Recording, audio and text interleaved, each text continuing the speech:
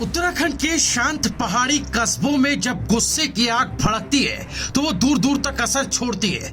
गंगोलीहाट तहसील से करीब 13 किलोमीटर दूर बसे चौनाला गांव में रविवार को कुछ ऐसा ही नजारा देखने को मिला, जिसे देखकर हर किसी का सिर गर्व से ऊंचा हो गया और सरकार की नीतियों पर सवाल भी उठ खड़े हुए।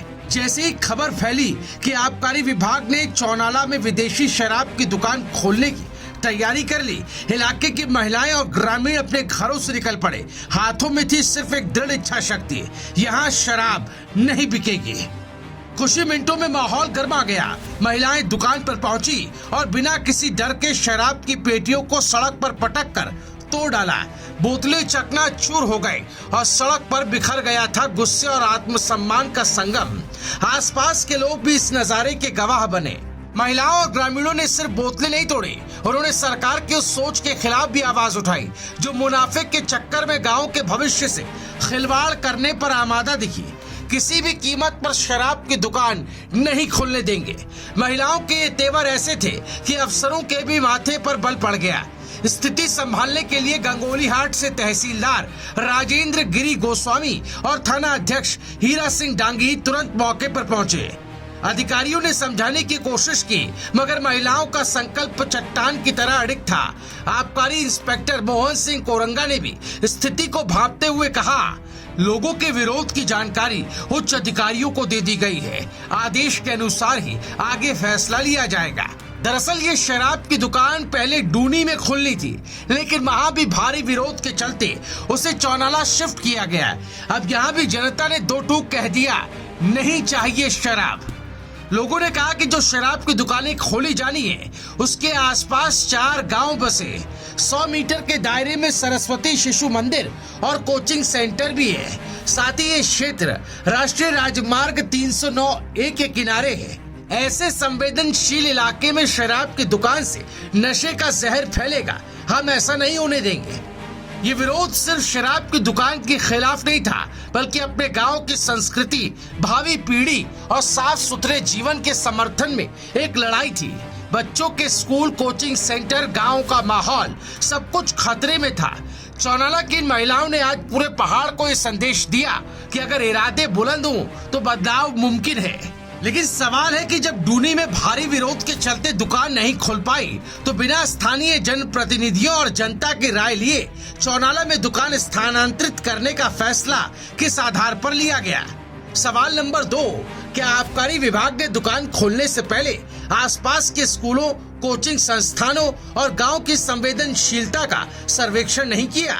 सवाल नंबर 3, जब सरकार नशा मुक्त भारत जैसे अभियान चलाती है तो फिर ग्रामीण इलाकों में शराब की दुकानें खोलने का फैसला क्या इन अभियानों के खिलाफ नहीं जाता?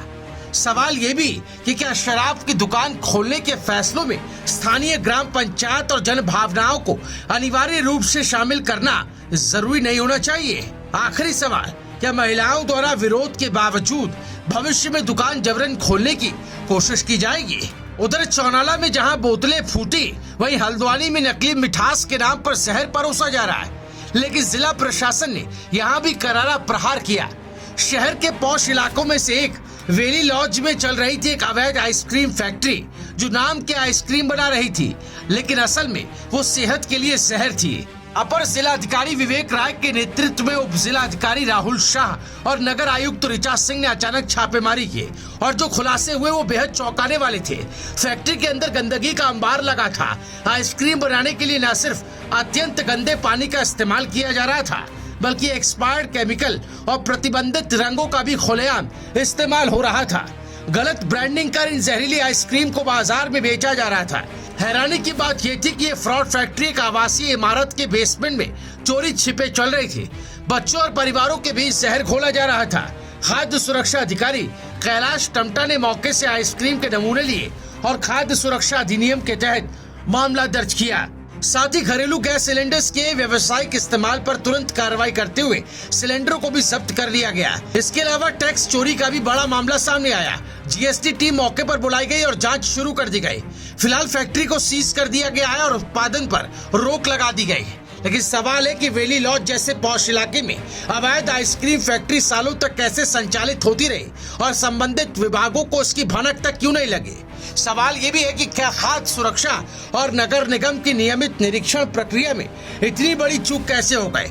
सवाल नंबर 3, जिन घरेलू गैस सिलेंडर्स का व्यावसायिक इस्तेमाल हो रहा था उनकी आपूर्ति पर निगरानी कौन कर रहा था। सवाल नंबर 4, क्या उन दुकानों ब्रांड्स के खिलाफ भी कार्रवाई होगी जहां ये जहरीली आइसक्रीम बेची जा रही थी। सवाल नंबर 5, इस फैक्ट्री से जुड़ी जीएसटी चोरी के मामले में क्या बड़े कारोबारी नेटवर्क की भी जांच होगी। और आखिरी सवाल, आम जनता के स्वास्थ्य से खिलवाड़ करने वालों पर कितनी बड़ी सजा तय की गई। क्या सिर्फ फैक्ट्री सील करना काफी है। उत्तराखंड में एक तरफ महिलाएं शराब के खिलाफ खड़ी हो रही तो दूसरी तरफ प्रशासन नकली खाद्य उत्पादों पर सख्त कार्रवाई कर रहा है। ये घटनाएं बताती हैं कि समाज और प्रशासन दोनों जागरूक हो रहे हैं। ये नई लड़ाई है स्वच्छता, स्वास्थ्य और समाज की भलाई के लिए। कहानी अभी जारी है क्योंकि जब जनता जागती है तब असली बदलाव शुरू होता है। वैसे आपका इस खबर पर क्या कुछ कहना है, कमेंट कर अपनी बेबाक राय हमें जरूर बताएं। वीडियो पसंद आया हो तो उसे ज्यादा से ज्यादा शेयर करें। ऐसे ही तमाम बड़ी खबरों और अपडेट्स के लिए आप जुड़े रहिए रायशुमारी के साथ। अभी हमारे चैनल को सब्सक्राइब करें।